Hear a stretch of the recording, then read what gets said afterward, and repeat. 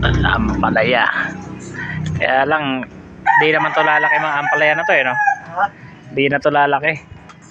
Aralan talaga to, mga pang talbos-talbos lang makukuha dito.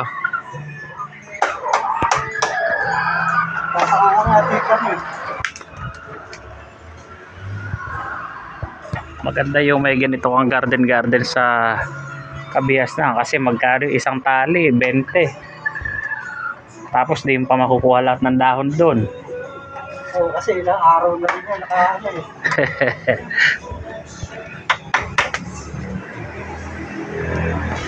Tapos ito mga bayabas, may mga hinog na rin. Dito tayo nag-harvest na nakaraan. Pinangsigang natin ng bangus. Doon sa kabila malalaki eh.